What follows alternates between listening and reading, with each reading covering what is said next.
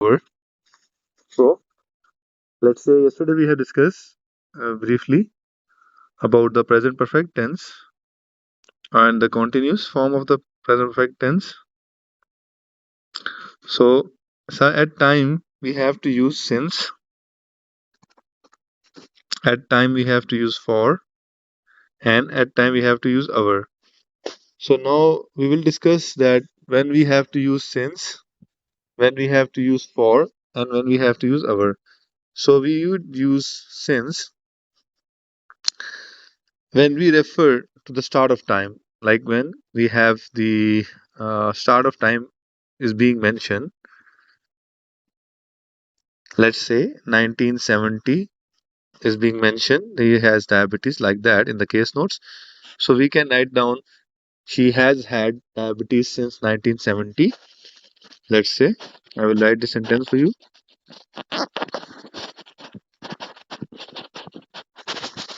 Since 1970, let's say. Or we can also write down she has been suffering from diabetes mellitus since 1970. Okay, let's change the number 1970s. Let's say we can make it 2018. So for the concept, she has had diabetes since 2018, or she has been suffering from diabetes since 2018. So we can use since when we have a specific start of time is being mentioned. Even we can write it down. She has been suffering from abdominal pain since morning. She has been having pain in his shoulders since 11 a.m.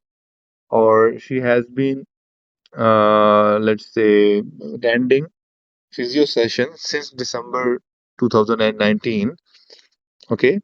Or let's say, even for that case, she has been having severe chest pain since last week. Let's say, when we know exactly the start of time period, we use since for that.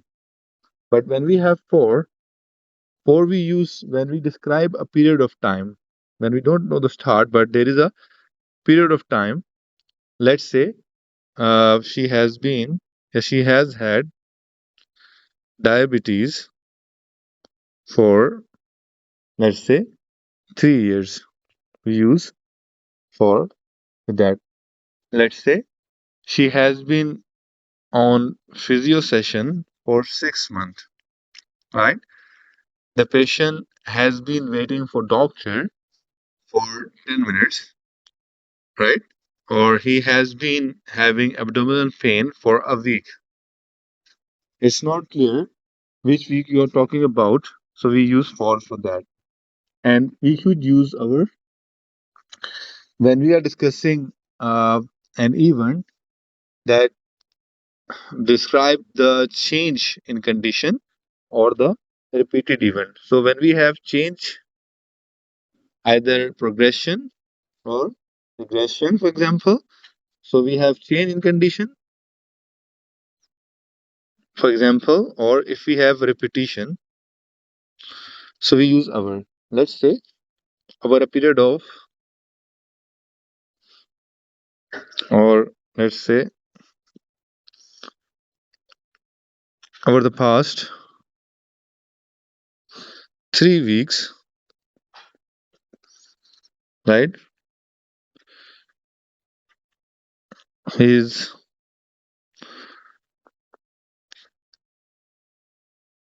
condition has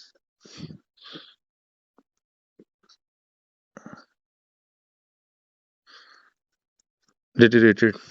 Let's say we can also write it down. Over the period of 3 weeks, his chest pain has worsened, right? So, or similarly, over a period of 3 weeks, he presented to my clinic, several times with chest pain. So you can see that this is an example of the sense for an hour to use, right? So I hope maybe that thing was not discussed in the yesterday class. That so articles plays an important role in grammar, and most of us are not aware of the articles. First of all, because it's not in our native language, that's why we don't understand at time the concept of articles. So basically, we have definite and indefinite articles, such as the example of indefinite articles and the definite articles, a and an. The use of a and an. So first of all, if we have a countable noun, if we can understand what the countable noun is, if we have a countable noun, let's say, and if it's a singular countable noun, if we have a countable noun and if it's a singular, then we can use article a before that. And if it's a vowel or give you a vowel sound, then we can use the and with that, right? So uh, we can use the article before the noun, right? Let's say we can write it down. He presented to my clinic with, let's say,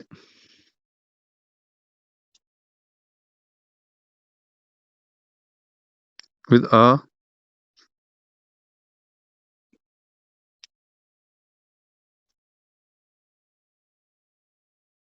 with complaint. This is noun of chest pain.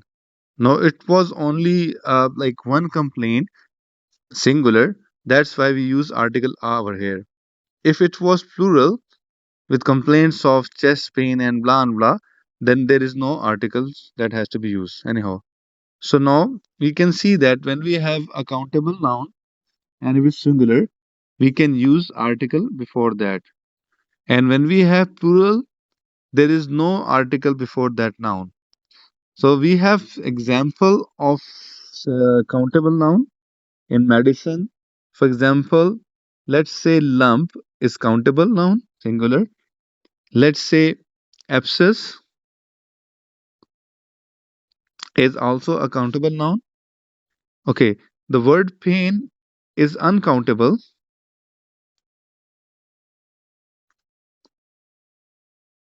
However, if we add adjective before that, or if we count the if we quantify, like the pain with the help of, let's say, mild, moderate, or severe, then we can use, let's say, article before that. Let's say he presented with a mild or a moderate. Similarly, the word ache itself cannot be preceded with the article, but if we can quantify it with the, like, let's say, we can use a before that. Similarly, profession such as accountant, so we can use and before that. We have few examples for that. We can use and with before that, right? If we have the, like, for example, um doctor itself. I met a doctor in the hospital. So it's even a hospital itself a countable noun. So we can write down, I met a doctor in a hospital. Let's say this is also example of countable noun. Examination and examination. Let's say we can use countable noun for that, right? This is just the example that I have given to you so that you can understand. There are some other examples, such as the symptoms, for example, fever, cough, right? These also are the countable noun. You can use article of the countable noun. Let's say fever, cough. These are example of countable noun. Even urination is also example of countable noun. So we have few example of definite articles.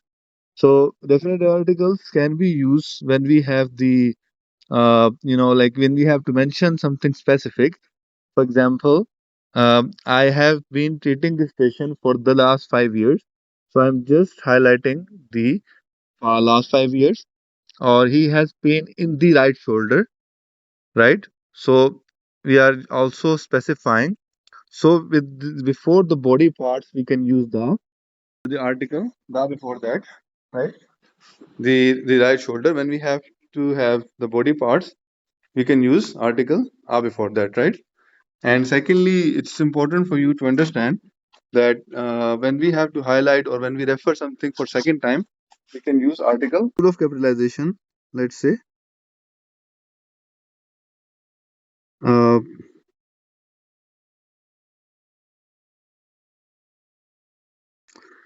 Now capitalization mean we have to write the first word capital in this case. Let's say, let's start with the name of medication.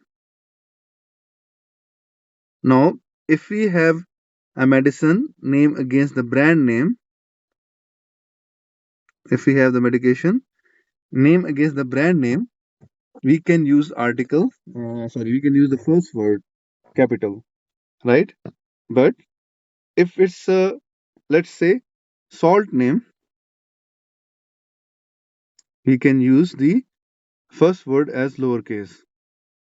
This is the rule of medicine, we'll remember. If we have a trade name or a brand name, we can use first name as capital. And if we have a salt name, then we can use the first letter in the lowercase, right? Then we can see that, uh, yeah, let's say in case of medicine, I'll repeat it for you. If we have a brand name, the first letter should be capital, right? If we have a brand name. And if we have a salt name, then we can see that we have to write it down the first name in the lowercase, right? So this is the example that we have to remember. So if we have a salt name, we use lowercase, and if it's a brand name, we use capital. Right? Is it clear? All the diseases should be written in the lowercase, such as, let's say, diabetes, such as, let's say, uh, you can say bowel cancer, right? Let's say even, let's say, hydronephrosis.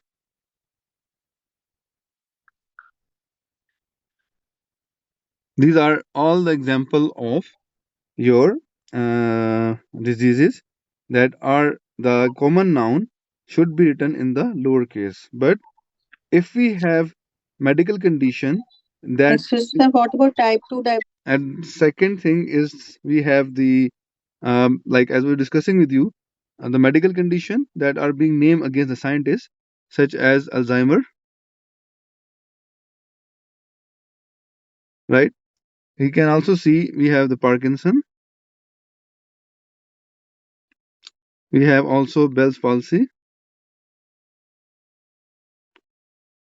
we also have the Cushing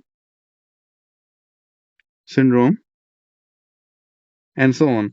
So those diseases that are named against scientists, their first letter should be capital, right? And all the medical procedure, until and unless again it's not against the scientist name, should be written in the small letter. Even, let's say, X-ray, we can write in the small letter. Let's say cesarean section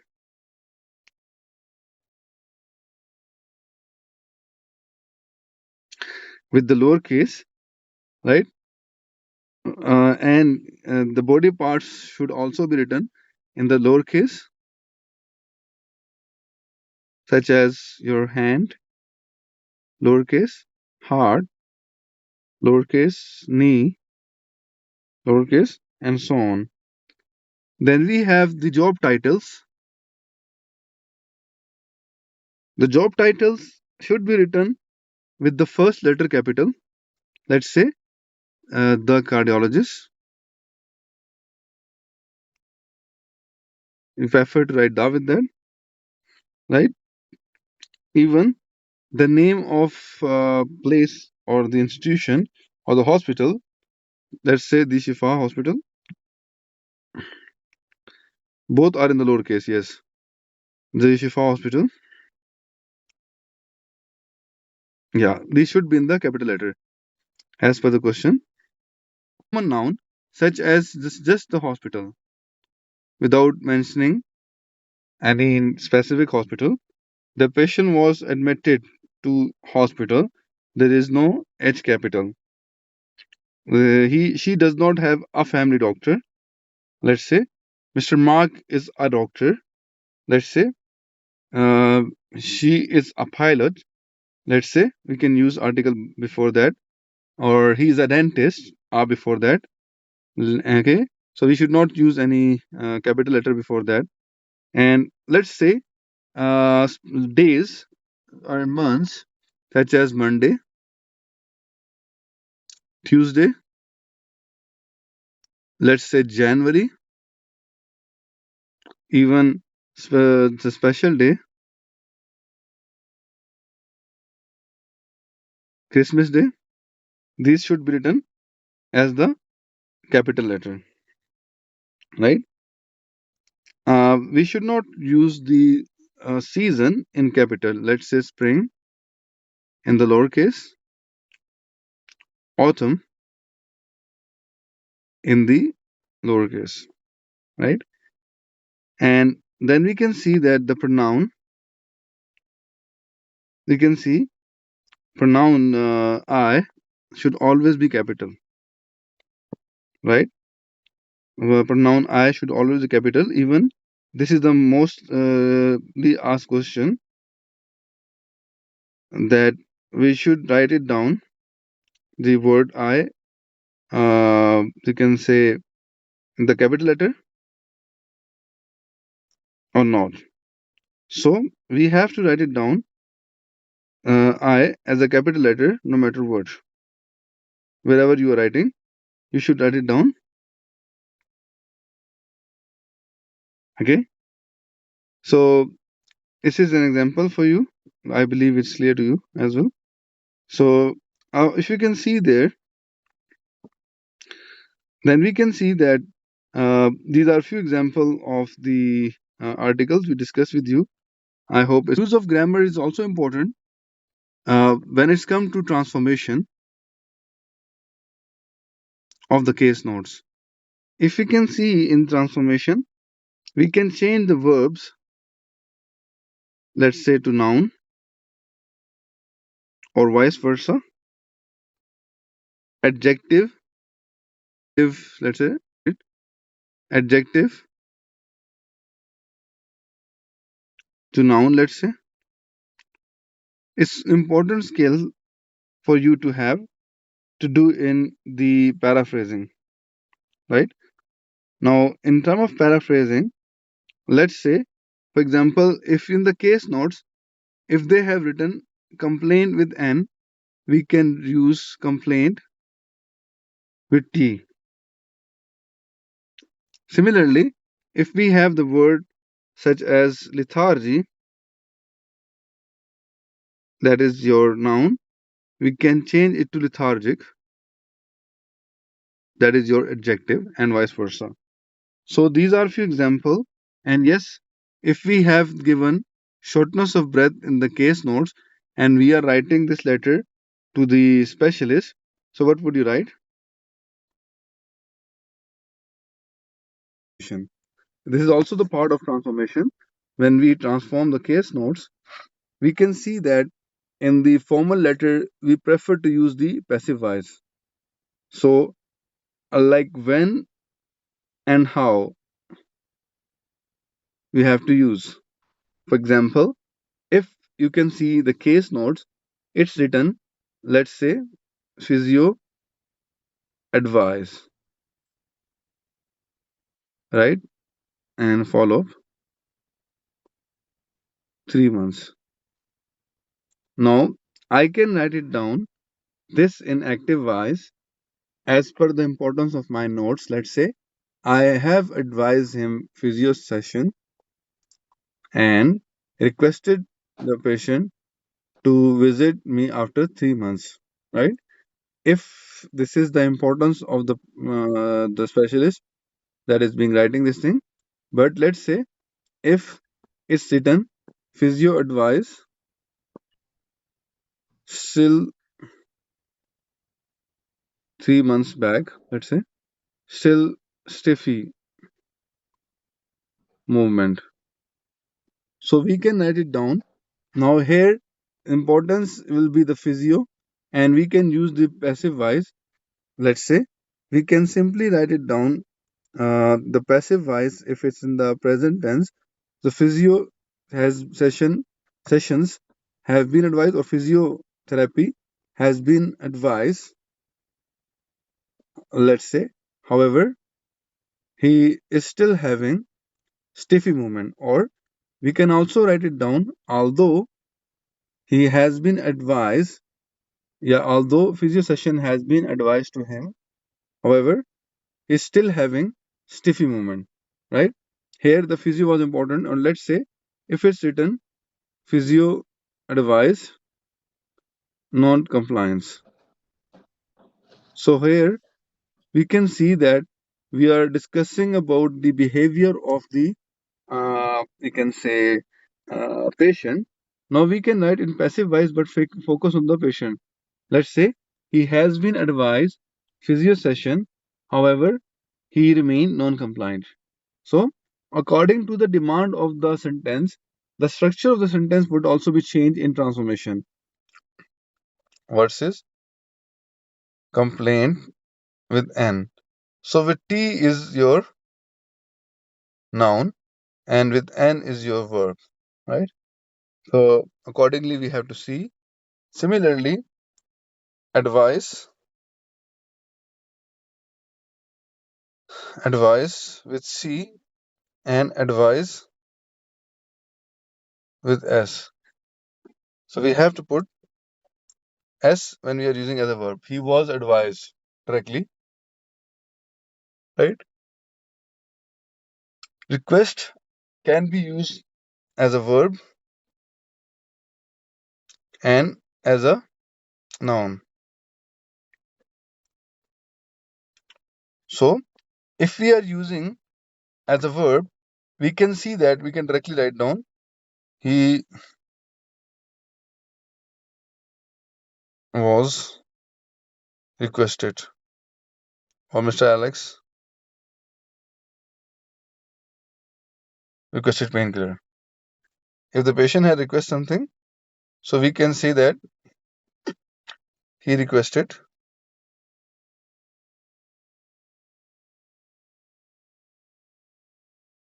painkiller. But when we are using as a noun, so we can use it the Mr.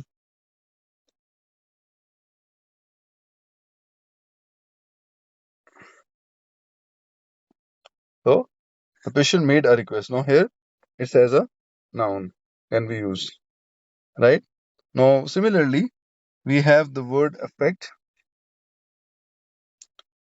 with A and effect with E.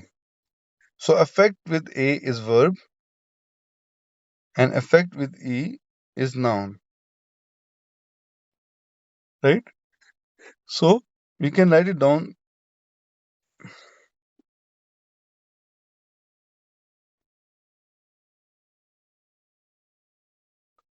The treatment had no effect. We are using the E, right? Because it's a uh, used as a noun. And we are using as a verb. The patient has not been affected by the treatment. So you can see that how things can work. Okay. Commonly seen things, common error. Widow. This one is a noun and it's for the woman whose husband died, and he or she, sorry, husband died and she has not married yet.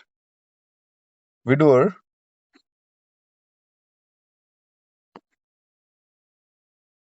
is for man. Widower is for man. And it's the same case whose wife died and he has not remarried, right? If we have the word widowed, right, it's an adjective, can be used for both men and women. And their spouse died and they have not married yet. Is it clear to all of you? So, similarly, allergy versus allergic, helpful for the transformation. For example, for you that we have to see. So, any question that you want to ask? No?